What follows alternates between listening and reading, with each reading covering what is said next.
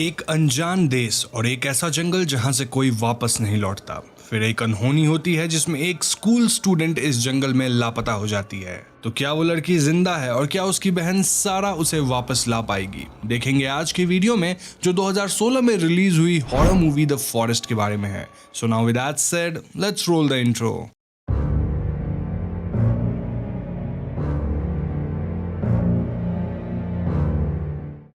तो मूवी के पहले सीन में हम एक घने जंगल का नजारा देखते हैं जहां एक लड़की लगातार भागे जा रही है। ऐसा लग रहा है कि ये लड़की किसी से बचने की कोशिश कर रही हो। इसी बीच सारा की नींद खुलती है और हम रियलाइज करते हैं कि ये उसका नाइटमेयर था।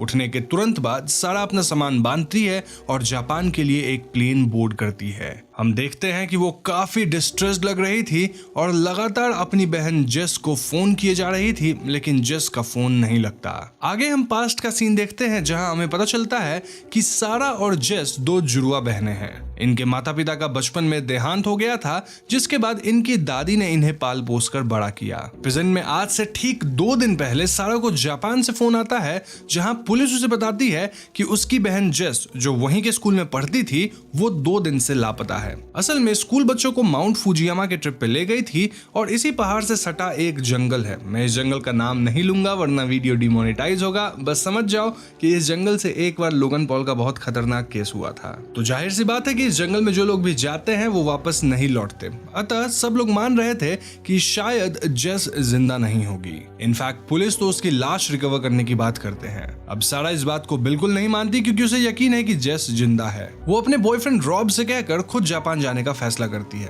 रॉब उसे वार्न करता है सेइंग कि जेस अक्सर प्रॉब्लम में पड़ जाती है और फिर खतरा सारा को उठाना पड़ता है, लेकिन सारा अपनी बहन को लेकर बहुत चिंतित थी। प्रेजेंट में हम सारा को जापान में देखते हैं। रात को सोते हुए उसे अपने कमरे में एक अजीब आवाज सुनाई देती है। वो उठकर दरवाजा खोलती है और उसे नीचे बेसमेंट में एक टेंट नजर आता है। जब सारा इस टेंट को खोलती है तो उसे एक छोटी बच्ची नजर आती है, लेकिन करीब आते ही इस बच्ची का चेहरा बिगड़ने लगता है, जिसे देख सारा बहुत डर जाती है। इस पॉइंट पे उसकी नींद खुलती है और ये अगेन सारा का एक डरावना सपना था। तो अगले सीन में हम सारा को जेस के स्कूल में देखते हैं। यहाँ वो अपनी बहन के टीचर और दोस्तों से बात करती है ताकि वो पता लगा सके कि आखिर जेस जंगल में क्यों गई होगी। लेकिन जेस की दोस्त सारा को देख बहुत डर जाती है बिकॉज वो बिल्कुल जेस जैसी दिखती थी। वो सारा को बताती है कि जंगल से कोई जिंदा नहीं लौटता, वहां से केवल यूरी नाम की आत्माएं लौटती हैं जो बहुत गुस्से में होती हैं। अब तक जेस के साथ भी वही हुआ होगा। अब ऑब्वियसली ये बात सारा को बहुत परेशान कर देती है और वो वहां से चली जाती है। हम सारा को इस जंगल के बारे में रिसर्च करते देखते हैं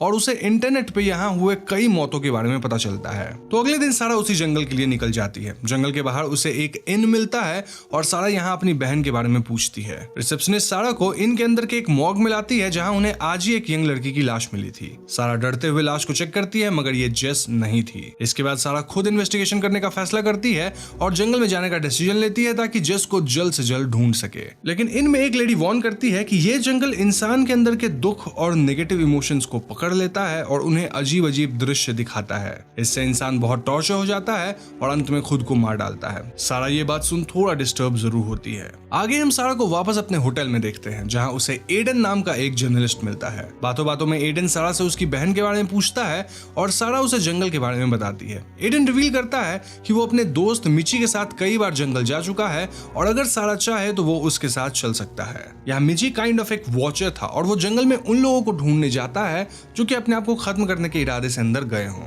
एडन सारा की कहानी पर एक आर्टिकल लिखना चाहता था और वो उसे उसकी बहन के बारे में और सवाल करता है। सारा बताती है कि बचपन में वो और जेस 6 साल की थी जब उनके माता पिता की मौत एक एक्सीडेंट में हो गई थी। तब जेस ने उनकी लाश अपने आंखों से देखी थी जबकि सारा ने अपनी आंखें बंद कर ली थी। इस वजह से वो आज भी गिल्टी फील करती है क्योंकि उसे लगता है कि जेस ने अकेले ही वो ट्रॉमा झेला होगा। यहाँ हमें फ्लैशबैक का सीन दिखाया जाता है जब जेस और सारा छोटी थी। हम देखते हैं कि उस रात असल में सारा के पिता ने उसकी माँ को जान से मार डाला था, जिसके बाद उन्होंने खुद को भी मार गिराया। यही नहीं, जेस ने इस इंसिडेंट को अपने कैमरे में रिकॉर्ड कर लिया था, लेकिन सारा ये बात एडन को नहीं बताती। तो अगले सीन में हम अगले दिन का नजारा देखते हैं। सारा, मिची और एडन जंगल के अंदर जाने की तैयारी में थे। मिची सारा को ऑब्जर्व करता है एंड देन वो कहता है कि उसे लगता है कि सारा अंदर से दुखी है, अतः उसे जंगल में नहीं जाना चाहिए क्योंकि इस जंगल के अंदर आपका जो दुख और तकलीफ होता है वो एम्पलीफाई हो जाएगा क्योंकि जंगल इसी चीज पे फीड करता है। यहाँ सारा मिची को आश्वासन देती है कि वो खुद को संभाल लेगी। सारा इस बात पे ध्यान नहीं देती और ये तीनों जंगल के अंदर अंदर दाखिल होते हैं। जंगल के अंदर इन्हें कई लाशें दिखाई देती हैं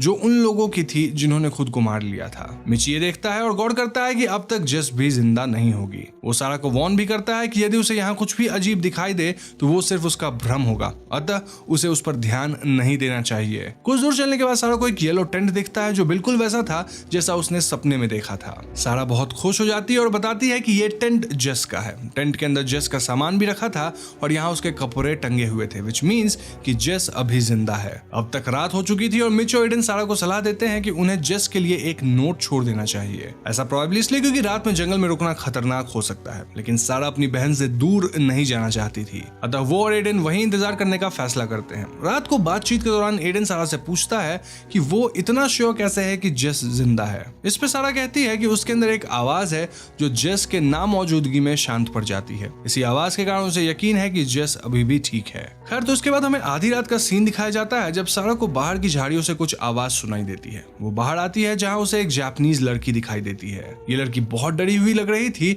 और अपना नाम होशी को बताती है। होशी को सारा से कहती है कि जेस ने उसे एडन से सावधान रहने को कहा है। वो कहती है कि एडन भरोसे के काबिल नहीं है। इसी वक्त एडन सारा को ढूंढते हुए यहाँ आ जाता है और होशी को गायब हो जाती है। अब तक सारा को एडन पे शक हो चुका था और वो होशिको के बारे में एडन को कुछ नहीं बताती। अगली सुबह एडन सजेस्ट करता है कि उन्हें जंगल के बाहर जाकर मदद बुलानी चाहिए ताकि जेस के लिए सर्च पार्टी तैयार की जा सके। एडन सारा को लेकर जंगल से निकलने लगता है और वो दोनों एक नदी को फॉलो करने का फैसला करते हैं, लेकिन सारा को ऐसा लगता है कि एडन उसे जंगल के और अंदर ले जा रहा है और वो उसे कन्फ्रंट करती है। सारा एडन से पूछती है कि क्या वो जेस से भी मिल चुका है, जिसपे एडन इनकार कर देता है। वो एडन का फोन चेक करती है और उसमें उसे जेस की तस्वीर दिखाई देती है। ये देख सारा बिल्कुल शॉक्ड हो जाती है और एडन से जेस के बारे में पूछती है। एडन सारा को समझाने की कोशिश करता है, लेकिन सारा वहां से भाग निकलती है। अब सारा यहाँ जंगल के अंदर की तरफ दौड़ती है और हम उसके पीछे एक डरावनी एंटिटी को देखते हैं। आगे भागते हुए सारा का पैर फिसल जाता है और वो एक गड्ढे में गिर जाती है। इधर जंगल के अंदर मिची को सारा और एडन का कोई पता नहीं चलता और वो एक सर्च पार्टी लेकर अंदर दाखिल होता है। अब तक रॉब भी यहाँ आ चुका था और ये सभी सारा और एडन को ढूंढने की कोशिश करते हैं। ना गड्ढे के अंदर सारा को वही लड़की मिलती है जिसका नाम होशियो था। होशियो सारा से कहती है कि उसे मालूम है कि जेस कहाँ है और वो उसे अपने साथ गुफा के अंदर ले जाती है। सारा उसका पीछा करती है और एक अंधेरे कोने में पहुंच जाती है। यहाँ सारा को एक भयानक एंटिटी दिखाई देती है जो सारा पे हमला कर देती है। वो किसी तरह जान बचाकर बाहर निकलती है और मदद के लिए चिल्लाने लगती है। यहाँ कई एंटिटीज सारा का पीछा करती हैं, लेकिन सारा खुद को याद दिलाती है कि ये सब सिर्फ उसका भ्रम है। अब तक एडन भी यहाँ पहुंच चुका था और वो सारा को गड्ढे से बाहर निकालता है। एडन सारा को बताता है कि पास ही में एक रेंजर स्टेशन है जहां से वो मदद बुला सकते हैं। सारा अभी भी एडन पे पूरा भरोसा नहीं कर पा रही थी, अतः एडन उसे एक चाकू देता है ताकि वो खुद को प्रोटेक्ट कर सके। इसके बाद ये दोनों जंगल के अंदर उसी रेंजर स्टेशन को ढूंढने लगते हैं। कुछ दूर चलने के बाद वो एक टूटे फूटे लकड़ी के घर में आते हैं जो वही रेंजर स्टेशन था। यहाँ रेडियो टूटा हुआ था और एडन उसे ठीक करने की कोशिश करता है ताकि मदद बुलाई जा सके। अब इस घर के अंदर सारा को एक डोर मिलता है जिसके उस पार उसे जेस की आवाज सुनाई देती है। जेस सारा को चुपके से एक नोट पास करती है जिसमें लिखा था कि एडन उन दोनों को जान से मार डालना चाहता है और उन्हें उससे चाबी लेकर भागना होगा। ये सब सुनकर सारा पैनिक करने लगती है और एडन पर एक नाइफ से हमला कर देती है। वो उससे घर के उस दरवाजे की चाबी मांगती है। एडन सारा को संभालने की कोशिश करता है, लेकिन हाथापाई में सारा एडन को जान से मार देती है। अब तक वो डोर भी खुल चुका था जहां कोई भी मौजूद नहीं था। इस पॉइंट पे सारा रियलाइज करती है कि जेस का वो आवाज और जो नोट उसे मिला था ये सब एक हैलुसिनेशन था, यानी कि एक्चुअली में ऐसा कुछ हुआ ही नहीं था। लेकिन सारा तो एडन को मार चुकी है। डरते हुए सारा उस डोर की तरफ बढ़ती है जहां वही बचपन का सीन प्ले होता है जब सारा के पिता ने उसकी मां को मार डाला था और जेस ने ये सब अपनी आंखों से देखा था। आज सारा जेस की आंखें बंद करके उसे प्रोटेक्ट करने की कोशिश करती है। इसी बीच सारा के पिता की बॉडी उठ खड़ी होती है और सारा को अपने तरफ खींचने की कोशिश करती है, लेकिन सारा उसी नाइफ से उनका हाथ काट देती है और वहां से बाहर भागती है। वो जेस को पुकारती हुई जंगल में उधर भागने लगती है। दूसरी तरफ हम पहली बार जेस को देखते हैं जो बहुत डरी हुई थी। उसे अपनी बहन की आवाज सुनाई देती है और वो आवाज की तरफ भागती है। एक पॉइंट पे जेस और सारा आमने सामने खड़े थे, लेकिन जेस सारा को देख डर जाती है और दूर भागने लगती है। सारा उसका पीछा करती है, लेकिन इसी बीच होशियो सारा के सामने आ खड़ी होती है। होशियो सारा के हाथ की तरफ इशारा करती है जहां कई सारे जख्मों के निशान बने हुए थे। यहाँ सारा रियलाइज करती है कि घर के अंदर जब उसके पिता ने उस पर हमला किया था तो वो सिर्फ उसका एक भ्रम था। उस दौरान सारा ने खुद के ही नस काट लिए थे, जिससे उसकी जान जा चुकी है। हम घर के अंदर सारा को मरते हुए देखते हैं, जबकि उसकी आत्मा जंगल के गहरे खाई में दफन होने लगती है। इधर जस जंगल से भागती हुई बाहर आती है और उसे रॉब और बाकी सब बचा लेते हैं। जस सारा के बारे में पूछती है और रॉब उसे बताता है कि वो उसे ढूंढने जंगल में गई थी। तभी जस को अपने अंदर एक आवाज शांत होती हुई महसूस होती है और वो रियलाइज करती है कि सारा की मौत हो चुकी है। फिल्म के एंड सीन में हम मिची को देखते हैं, जिस जंगल के बीच सारा की आत्मा नजर आती है। वो रियलाइज करता है कि अब सारा भी यूरी बन चुकी है। इसी के साथ मूवी खत्म। तो दोस्तों, ये थी फिल्म द फॉरेस्ट की पूरी कहानी और हम इसी की कहानी को शॉर्ट में समझ लेते हैं। तो द फॉरेस्ट कहानी दो बहनों और एक डरावने जंगल के बारे में है, जहां कई मौतें हो चुकी है। ये जंगल जापान के इतिहास का एक इंपॉर्टेंट हिस्सा रह चुका है और कहा जाता है कि यहाँ यूरे नाम की आत्माएं पाई जाती हैं। यूरे ऐसी आत्माएं होती हैं जिन्हें कभी शांति नहीं मिल पाती। 1960s के दशक में आपको पता ही है इस फॉरेस्ट को क्या कहा जाता था। नहीं पता तो आप लोगन पॉल का कभी हिस्ट्री सर्च कर लेना। एनीवेज, इसे ऐसा इसलिए कहा जाता था क्योंकि यहाँ अक्सर लोग बूढ़े लोगों को लाकर छोड़ देते थे, क्योंकि उनके पास खाने पीने का ज्यादा सामान नहीं होता था और वो उनसे छुटकारा पाना चाहते थे। कई लोग इस जंगल में अपना अंत करने आते थे और ऐसी कहानियां भी प्रचलित रही हैं। इनफैक्ट डेटा की मानी जाए तो 2030 में अकेले इस जंगल से 105 से ज्यादा लाशें रिकवर की गई थी,